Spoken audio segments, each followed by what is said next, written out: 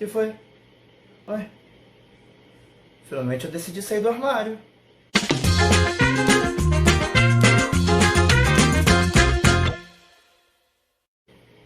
Olá, pessoal. Bom, antes que vocês pensem que eu estou me arrumando para ficar pedindo golpe militar lá no centro da cidade, não, calma, não é nada disso. Não estou pedindo golpe democrático, que o pessoal agora pede golpe democrático. Se alguém um dia souber o que é, me avisa, talvez eu faça um vídeo, porque vai que é conteúdo, né?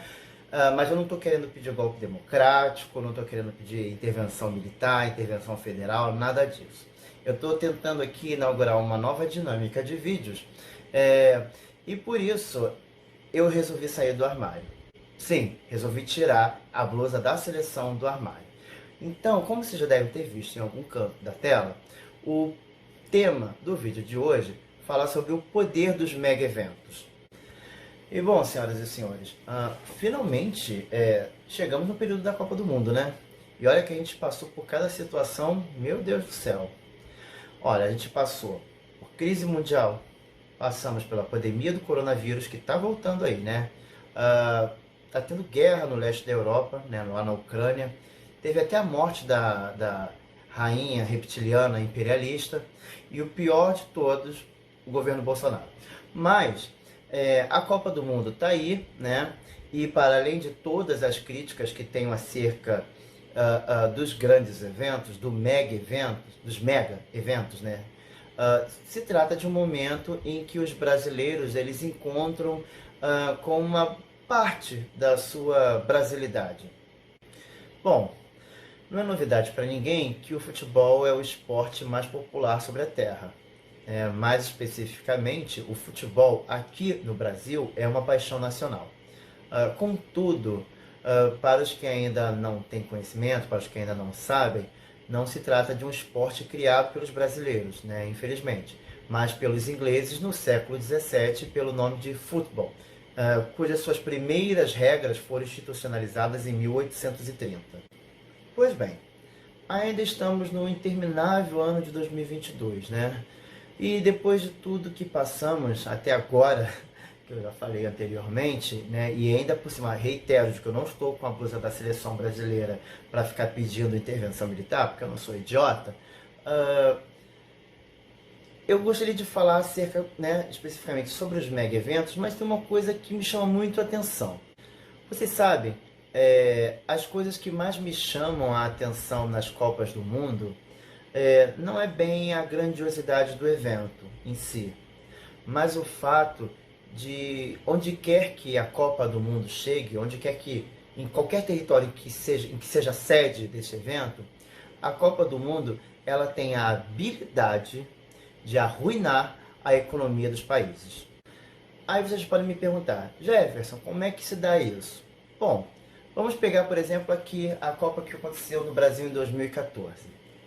A FIFA, né, que quer dizer Federação Internacional de Futebol Associado, com a força, né, da sua marca, ela tem o poder de subverter, por exemplo, a legislação, principalmente as leis e normativas do direito administrativo. Esse tipo de prática ele fica mais evidente no caso de nações que estão em desenvolvimento. Isso inclui o nosso país, né? O que ocorreu, por exemplo, em 2014, foi muito semelhante dos acontecimentos na África do Sul e também na Rússia, né, em 2010 e em 2018, respectivamente. Mas voltando em 2014, na Copa do Brasil. Aqui no Brasil, né, na subserviência de atender o inatingível padrão FIFA, as coisas se deram à moda zaralho, para não falar um palavrão, né? Ou seja, tudo a toque de caixa. No entanto, até que se prove o contrário, as coisas não aconteceram ao arrepio da lei. Não ocorreram dessa forma.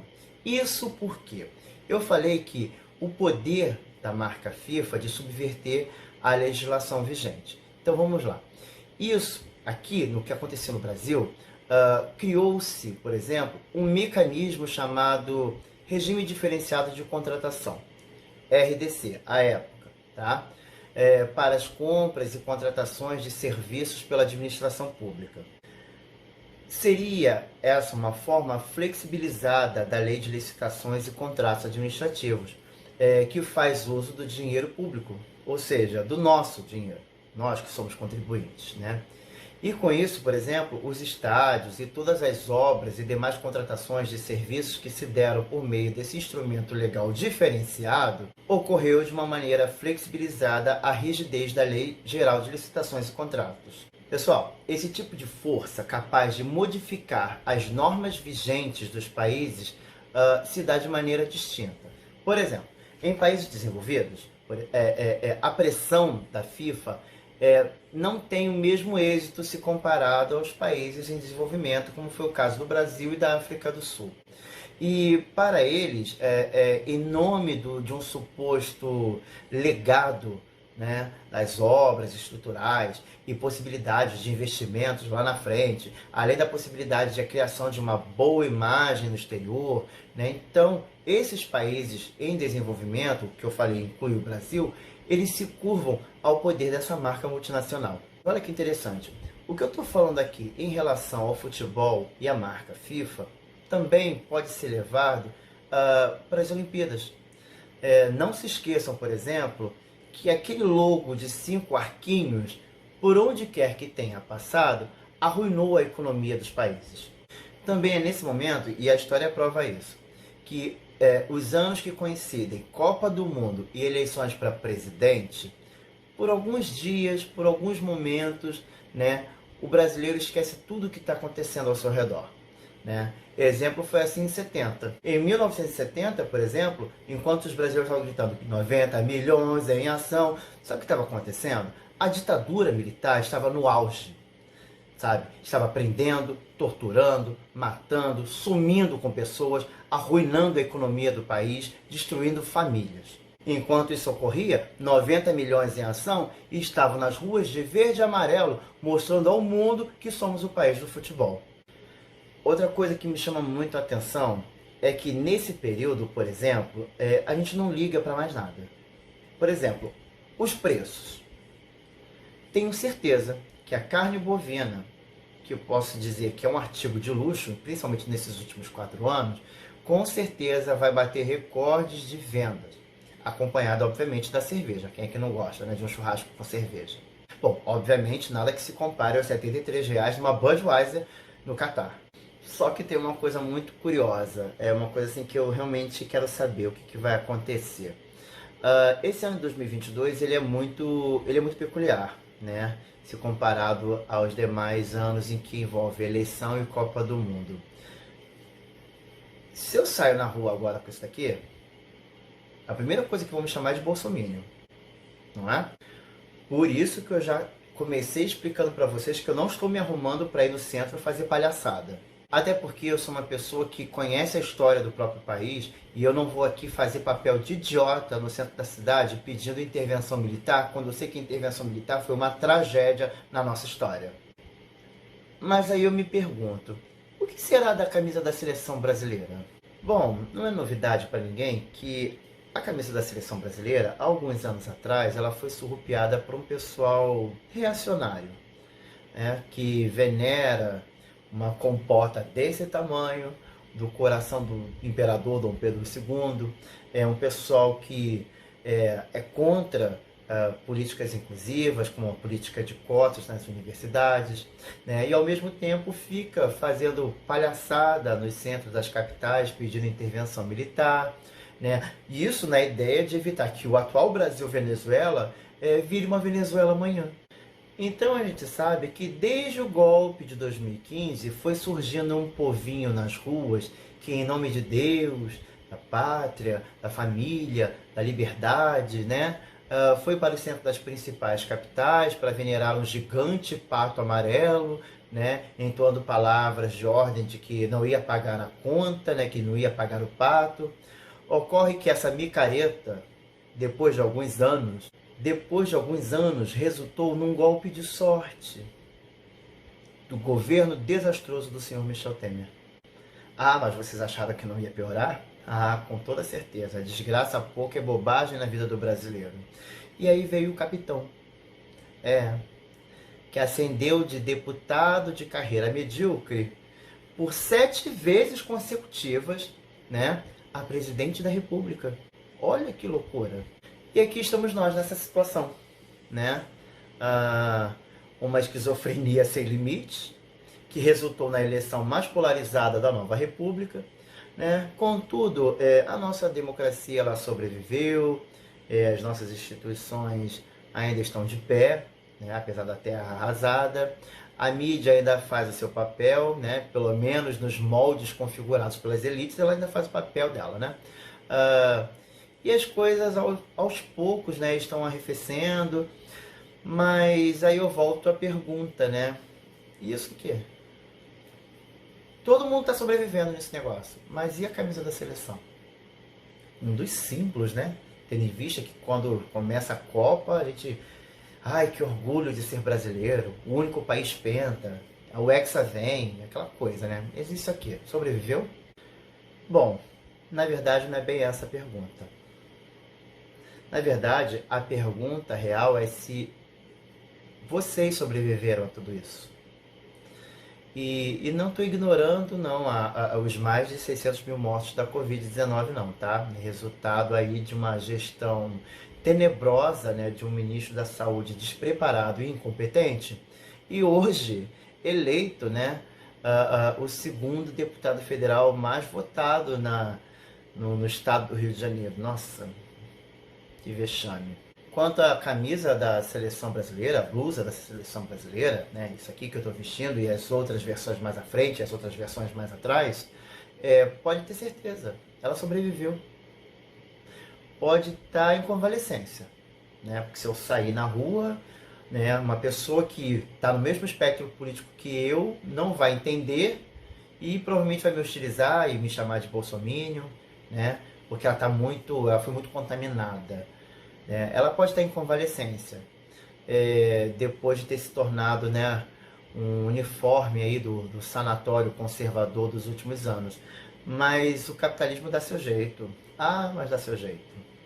Nesse exato momento, né, a CBF, né, Confederação Brasileira de Futebol, vem trabalhando incansavelmente, né, em parceria com os principais patrocinadores que vão aparecer na camisa da seleção, né? Tem Guaraná Antártica, tem um monte de marcas ali diferentes. Então a CBF, junto com essas marcas que participam do patrocínio no uniforme da seleção brasileira, eles estão trabalhando incansavelmente para dissociar, despolitizar a camisa da seleção brasileira, né? Por meio de uma campanha de marketing maciça, um investimento pesado em marketing, né, nesse intuito. Afinal, o uniforme da seleção brasileira, né, está sendo vendido para mais de, estou falando só da blusa, tá? Para mais de R$ 200, né? Em média. Então, o capitalismo nunca joga para perder. E aí tem aquela coisa, né, de que tudo tem seu lado bom, seu lado ruim, né? Tudo também depende sobre qual prisma você enxerga, se o copo está meio vazio ou se está meio cheio. Né? Então, se você é comunista, gaysista, maconista, essas porra toda, ou se você é pobre de direita, admirador de compota, de imperador, né? Se vê Jesus na goiabeira, ou se luta incansavelmente por um golpe democrático, né? Pelo menos, gente, por esses poucos dias, esquece. Esquece tudo, esquece direita, esquece esquerda, esquece Lula, esquece Bolsonaro. Convidem um ao outro para aquele belo churrasco regado de cerveja. Divirtam-se. E é isso.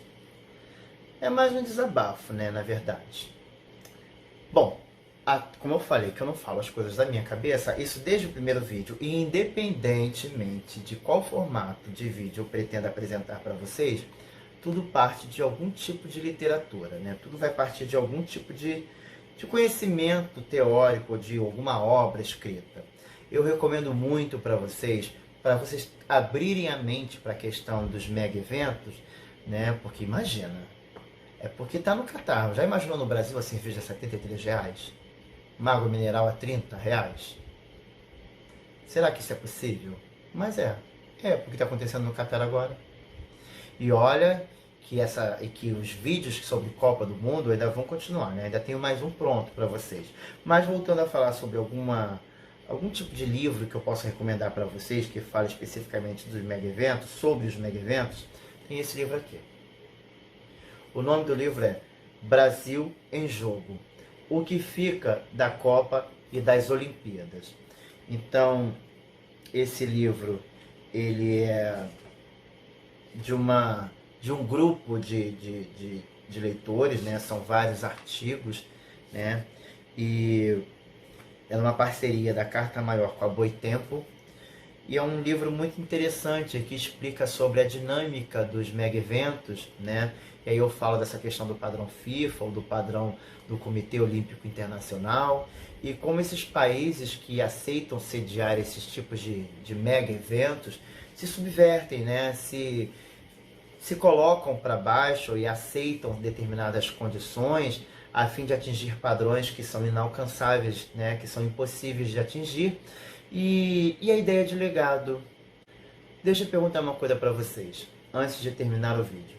Se você que mora aqui no Rio de Janeiro, o Rio de Janeiro, né, principalmente a capital fluminense, teve Copa do Mundo, Pan-Americano e Olimpíada. Na verdade, Pan-Americano primeiro, Copa e Olimpíada, né, respectivamente. Então, se você mora no estado, ou principalmente na capital fluminense, deixa eu te perguntar, o transporte melhorou? E aí dentro dos transportes, deixa eu pegar aqui. Você está pegando uma Avenida Brasil em que você não demora quase nada para chegar da Baixada ao centro? A Supervia está prestando um bom serviço? Se você sair daqui da capital fluminense e ir para o interior do estado, as estradas estão boas? E isso eu estou falando na questão da locomoção e do transporte intermodal, né? As barcas são de primeira qualidade? Pois é. E eu estou falando só de transporte. Não estou falando de mais nada além de transporte. Estou pegando somente um setor. Avalia. Vê qual é a ideia de legado. Dá uma olhada. Pensa. Você pode ir para o centro da cidade? Legal. VLT? Interessante. Está espalhado na cidade toda? A rede de metrô, ela simplesmente se espalhou pela capital, pela cidade? As linhas 4, 5, 10, 15, 20 do metrô que prometeram, elas saíram? Pois é. Então avaliem bem sobre essa questão dos mega eventos. E olha que eu estou falando somente no Rio de Janeiro. Imagina o resto do Brasil. Então eu fico por aqui. Boa Copa para todos vocês e até a próxima.